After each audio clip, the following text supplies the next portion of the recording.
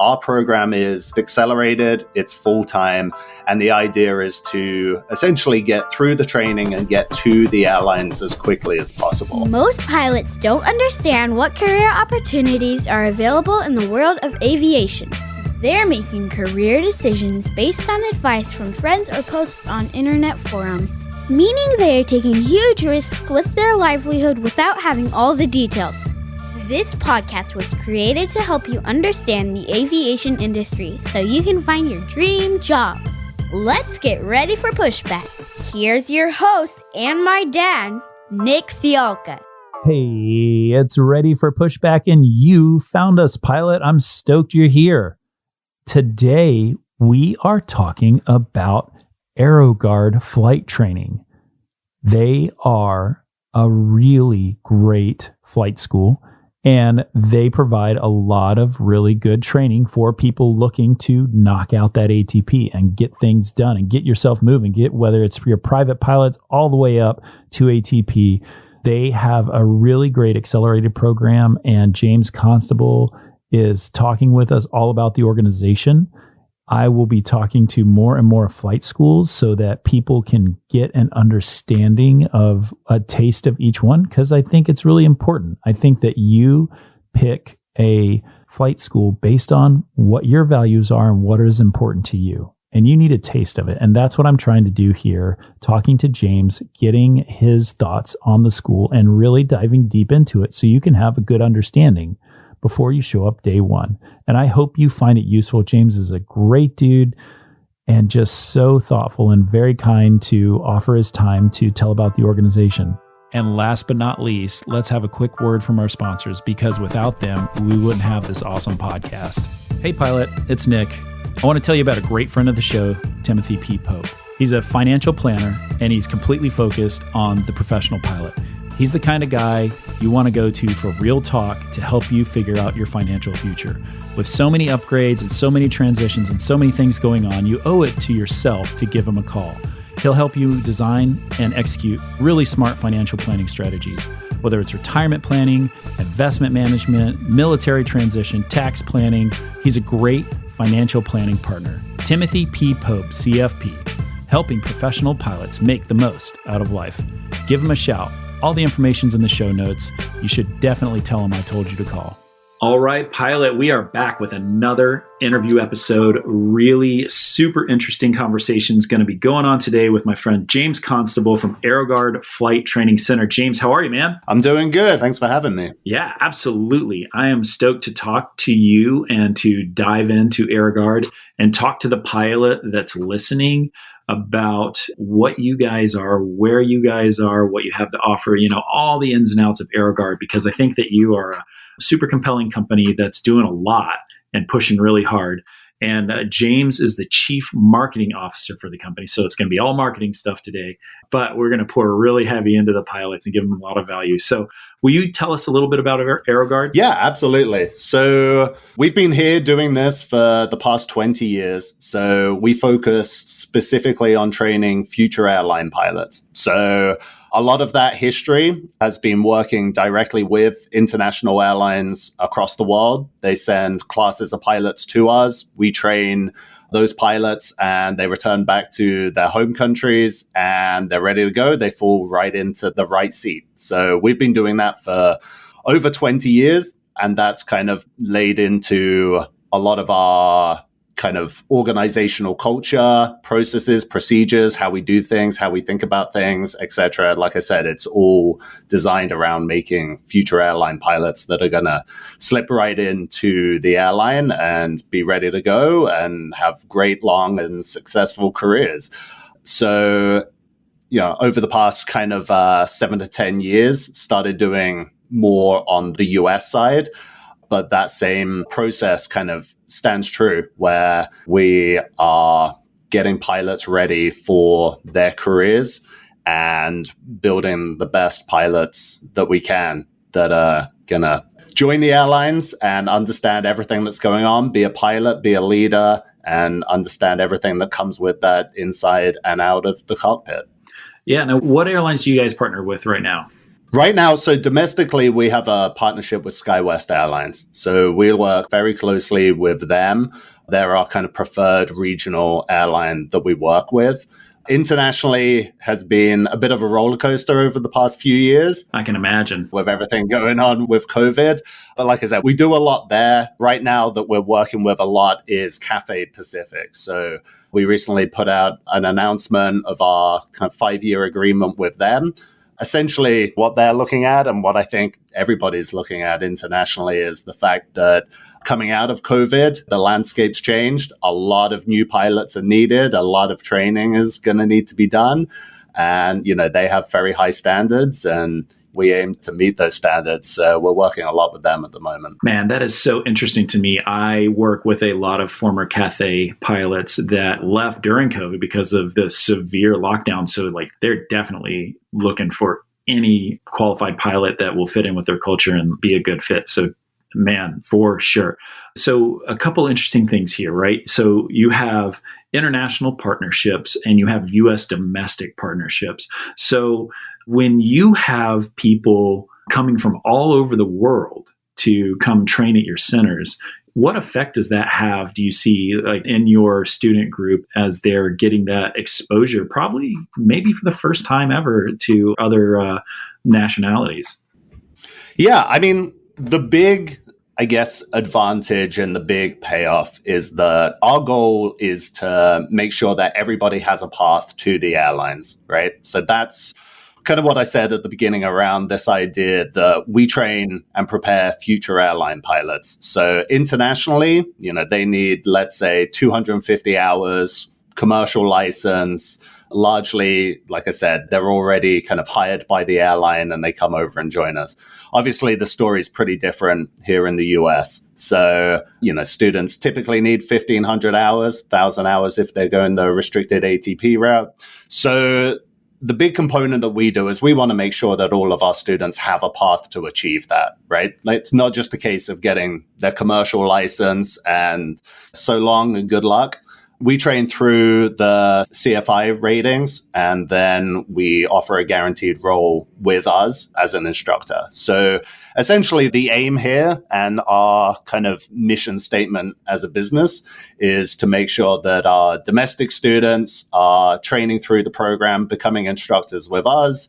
They may train domestic students, they may train international students, but either way, there are students to train, to build the hours, to get to 1,500 hours, be able to move on to their career and not be left kind of figuring that out for themselves.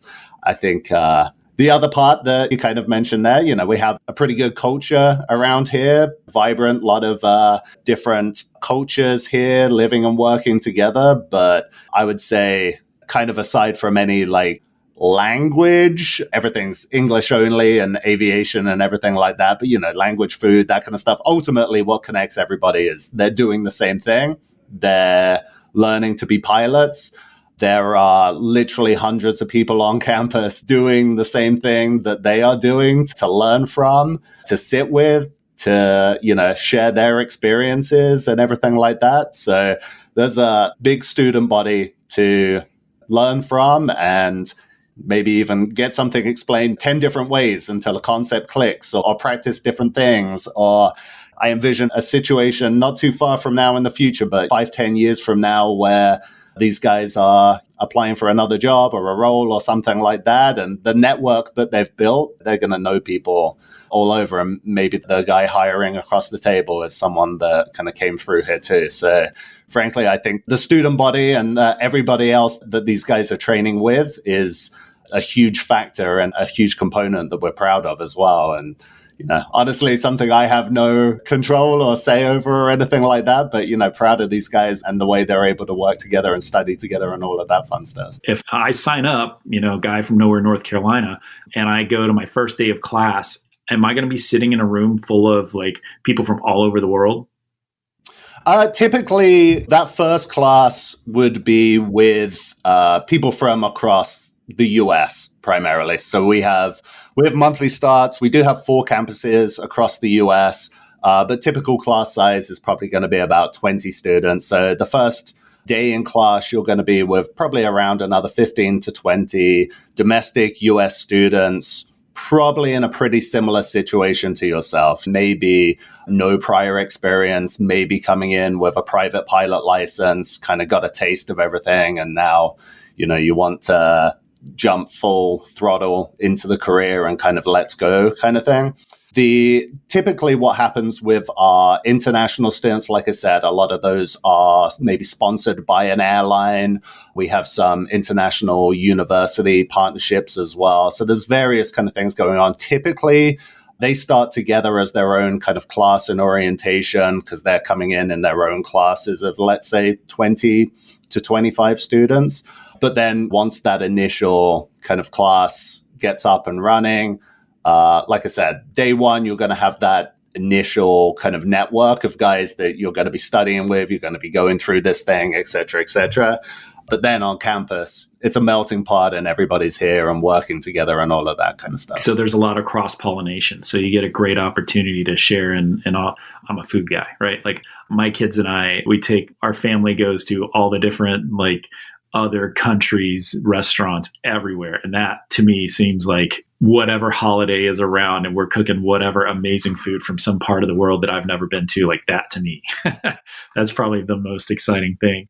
Yeah. So you talked about it just a little bit, right? That person who's got that glimmer of interest and wants to become a pilot. Why don't you walk me through what that looks like how you go from the beginning to the end of the time and what path you guys have set forward for them? Yeah. So the journey for students, I think, starts in many ways. So we get a lot of interest from students, especially recently, have maybe heard on the news around a pilot shortage. And I can tell you kind of firsthand myself, I think that it's not something that's particularly prevalent in society, maybe. I don't think it's something that, school counselors are talking about. Honestly, I think it's kind of a bit of a hidden secret of hey, there's this career that is not only amazing and well-paying and all of that kind of stuff, but lots of flexibility and all of that. So yeah, you can have especially a part-time lately, job that pays you like a doctor. Hey, who knows? Right. I mean, that's exactly it. That's kind of the closest example that I always go to is like a doctor. I think if you're at a dinner party or something like that and you say you're a pilot, it has the same kind of weight as being a doctor without 10 years of school and residency and all of that kind of stuff and $500,000 of loans and all of that kind of jazz and, sleepless nights and all of that stuff. It's all of the good stuff with less of the bad. Yeah, your sleepless nights at a pilot are in your future, not in your flight training. So yeah, especially lately, we get a lot of interest from students that are okay, I've heard about this. I would like to know more. Tell me what that's like. And obviously, there's a lot of detail within that story around licenses, what they each mean, what you can do with them, the 1,500-hour concept, we were talking about, how that component works, how people get that, what are typical paths, regional airlines even. Talked about SkyWest at the beginning, which great airline in the industry, great brand, great kind of reputation, et cetera, but for the average traveler on their plane, they see the logo on the side and not necessarily the SkyWest name, right? So Absolutely. They fly for United, Delta, American, and Alaska, and that's what the typical consumer is probably seeing and kind of resonating. That's how they bought their ticket, right? Right. So we get a lot of students like that. We also get a lot of students that, like I said, it's a bit of a secret. So their dad is a pilot or their uncle is a pilot, and they, kind of experience firsthand, and then they think, hold on, I should do this. My friends are following these careers and that doesn't seem nearly as good as this. My dad has this great situation going on. So again, for those guys, they know the industry kind of inside and out, right? They understand the regionals, they understand the reputation of these guys, et cetera, et cetera. So yeah, we get a lot of interest from people everywhere kind of across that spectrum, right? Of, I would love to do this, but explain it to me, to I understand the industry. Tell me why AeroGuard as opposed to, a local flight school or a mom and pop or that kind of thing. So typically it is a relatively involved process from that point. There's a lot of steps involved, from getting a medical to financing is always a component. For us as well at AeroGuard, we do online assessment and kind of an acceptance interview. We want to make sure that it's a two-way street. We want to, we have a quality and a reputation that we're looking to build and establish and everything. And we also want to make sure that students fully kind of understand and appreciate what they're going into and what they're joining, right? Like, it's full-time accelerated training. Anybody that's maybe having the opinion of like, all right, we'll kind of test this out. Like, I like planes, but let's kind of see where this goes. We want to make sure that they're really looking at their career, their future, the investment that they're making, and they fully understand the decision that they're taking, and they're going to really commit themselves to training and following through on the career ahead of them. So it is a bit of an involved process, but from that point, I think once somebody is in the program, like I said before, we're trying to make the pathway to the airlines as clean and clear and obvious as possible. So students by no means kind of locked in or committed or anything like that. But like I said, from student, we go through 0 to all 7 FAA ratings. So PBL, instrument, commercial, single and multi, and the 3 CFI, II, MEI. So we do the full thing. Students are then, like I said, offered a guaranteed role with us as an instructor, or they're then triple rated. They can find a role wherever they may choose. They're not committed, but from student, instructor with us through the 1,500 hours. And again, I mentioned SkyWest earlier in terms of the partnership that we have. And part of that is a guaranteed final interview with them. So like I said, a clear path from us, student to instructor to airline. And from that point, SkyWest have their own guaranteed interview programs with Southwest, United, Alaska, and Delta, I believe it is. So 4 of the majors. Right. So again, it's a simple step by step kind of in front of students from beginning to end. Yeah, you gave us a ton of value there and really good information. I want to drill down a little bit on the accelerated program, right? Like, talk to me the difference between kind of like what a standard program would look like and what the accelerated version looks like, and why that's important. Because like, you kind of glanced at it with the interview portion, but like when you sign up, like you're signing up full open hose. So I want to know more about that. Can you help me? Yeah, absolutely. So there are many ways for students and, interested prospective pilots to get to the airlines. Like, there's not one set definitive way. There's many ways to do this, right? So, and a lot of that depends on personal situation and just whatever their life may entail. So for one student, that may be a case of working full-time, staying wherever they may be, like I said, finding a local flight school, flying maybe a couple times at the weekend, maybe once or twice during the week if it's possible, trying to essentially piece it together, working full-time. There's a lot on that person's plate, obviously, and that's one approach. And for some people, that's how it has to be because they have to continue working or what have you. For us, like I said, and you kind of referenced to, so our program it's accelerated, it's full-time, and the idea is to essentially get through the training and get to the airlines as quickly as possible. So there's a lot of components within that in terms of, as I'm sure you know, seniority at the airlines is everything. Everything. As you touched on, the salaries, starting bonuses, etc., especially where we stand in the current kind of hiring environment, being on the front wave of the hiring curve, that's going to help the seniority for decades to come throughout their careers.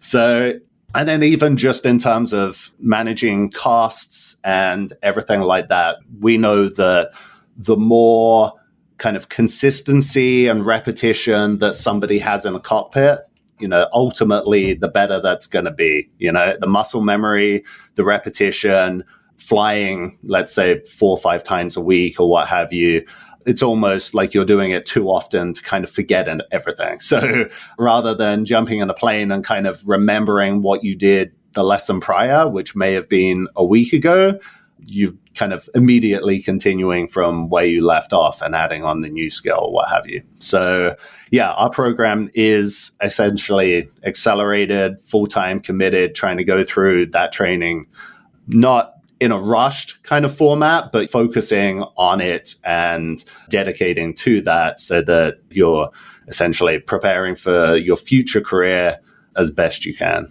Yeah. So you have 4 locations. Will you share those locations with us? Yeah. So 2 of them are here in Arizona, which is where I'm sat. So both in the Phoenix metro area, but one on the north side and the south side. We have a location just outside of Austin, Texas, and another in Florida outside Fort Myers. That's awesome. Our focus is to be in essentially locations that really facilitate the accelerated training that we're talking about, right? So a large component of that is weather, and then also kind of local infrastructure and that kind of thing. So, yeah, so you're not going to do a whole lot of de-ice training in Phoenix, from what I understand. Right. And I think that, yes, from Phoenix, we have great weather, not just in terms of sunshine and that kind of thing, but winds and that kind of stuff. Like, it certainly facilitates a lot of flight training, which again, I would say when you're going through your initial flight training, you want to build, you want to have that repetition, you want to have that consistency, you want to build on that kind of solid foundation. And then once you've got a few hundred hours under your belt or what have you, let's maybe then start doing some more advanced stuff. Like, I don't think that that's something that you should be kind of battling with or trying to go through when you're first doing your PPL. Yeah, every day at Fort Myers between 2 and 4 o'clock, you get to learn what building cumulonimbus is, though. So that's true. Having lived in Florida for many, many, many years, I've done that shuffle, but it's a super lot of fun. It's cloud surfing's the best out there. Yeah, I mean, yes, we certainly do still get weather and we kind of operate around that, but 300 plus sunny days a year at our locations, and we're looking to build on that, essentially located in the southern part of the US. And we have students that relocate for kind of that experience and that consistency. Like I said, for some people, they may, stay close to home, piece together a couple of flights a week, et cetera, but the students that we're receiving and we're primarily talking to may be located, especially now, and we're recording this in early January. So especially now, they're dealing with snow, they're dealing with all sorts of weather, and, they relocate to us and dedicate to training and get it done and move on to their future careers. Yeah, absolutely. That's what I love about it. So I have a question then about, I heard about how cool the company is, all of the ideas that we can get to where we want to be quickly and efficiently and be well trained. So how about somebody like me, right? I grew up way out in the mountains, and I have a single mom who makes minimum wage, and we are a family that's getting by, but I want to be a pilot. I want to do that. I don't live anywhere close to Phoenix or Austin or Fort Myers. Is this something I can do? Is it something I can afford or figure out how to afford? Yeah, absolutely. I mean, I don't want to sugarcoat it. Like, it is certainly the financial component is probably one of the largest obstacles to enrollment, right? If everybody wanted to be a pilot and had the skills and the desire to be a pilot, was able to be a pilot, like, I feel like there would be no pilot shortage. I think that this is, quite frankly, an element where maybe the government, FAFSA, funding, financial aid, etc. I truly believe this is something that they should focus on. Absolutely. But that said, yes, like, that's a common situation for us. We partner with 3 different lenders. Each of them look for kind of slightly different requirements, but obviously some of that is a component of credit score and financial history, but it may be their educational experience or military experience or even work experience. So like I said, we have 3 partners that we work with. One of them's named Meritize, and part of their name is they're actually trying to look at the merit of the student. Like I said, the work history, military history, that kind of stuff. Oh, I get it. Merit and monetize together. Meritize. Right. Man, that marketing guy, he made some money. That's good. So yeah, I mean, we have 3 partnerships and we kind of recommend students apply to all 3, see your options, see what they come back with, et cetera, et cetera. But yeah, that's financing covers up to 100% of the course and the program for training.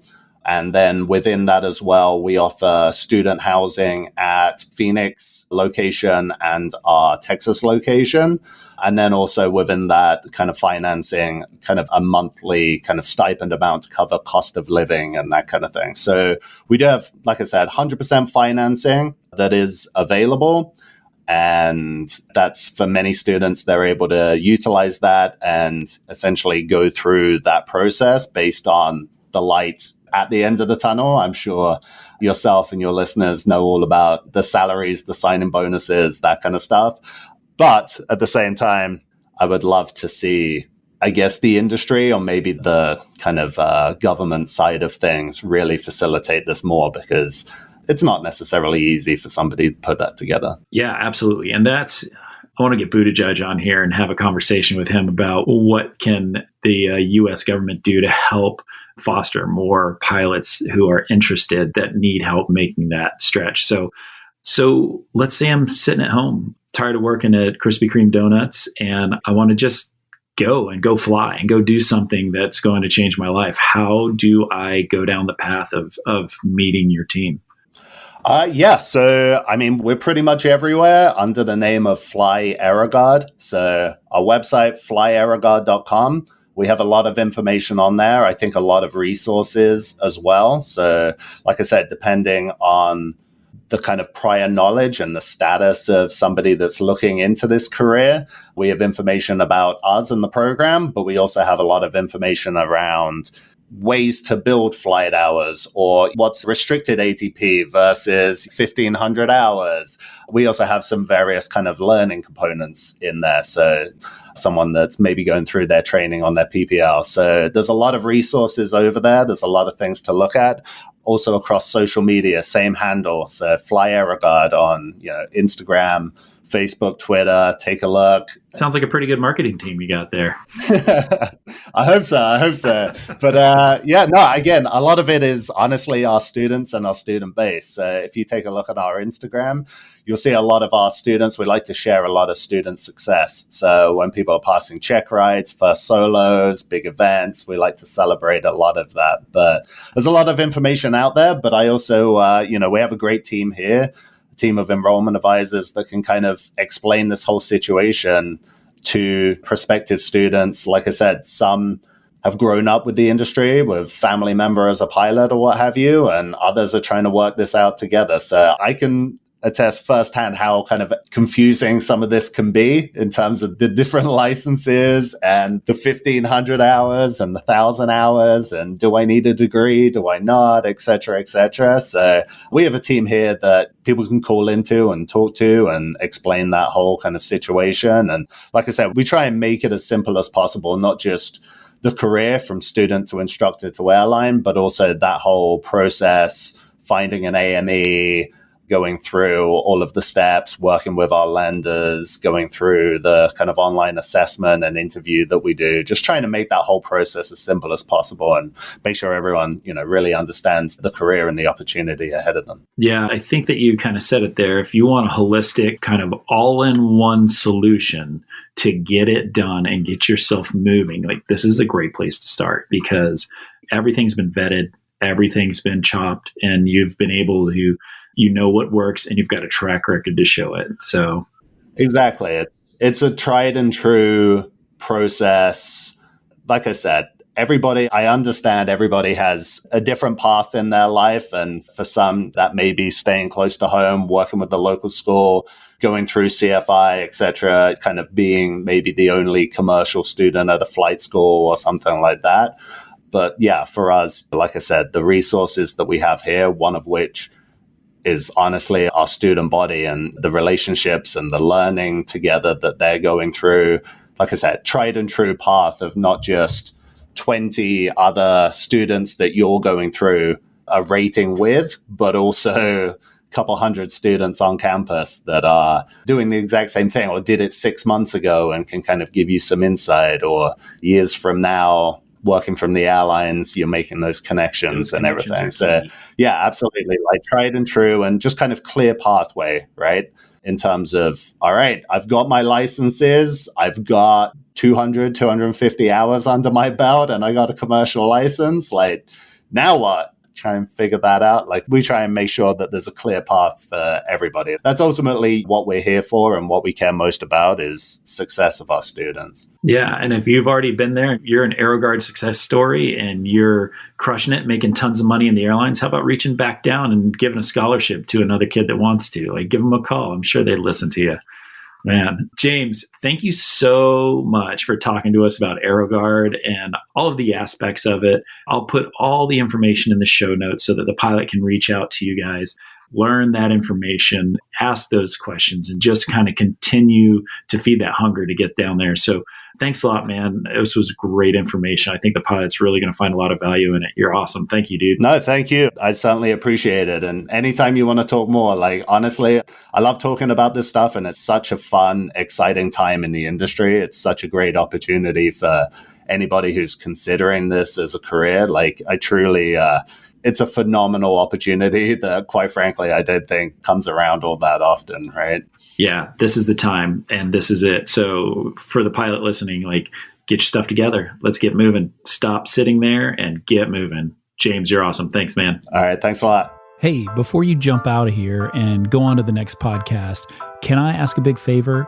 Would you mind going over to your app that you're listening to this podcast on and give me a review?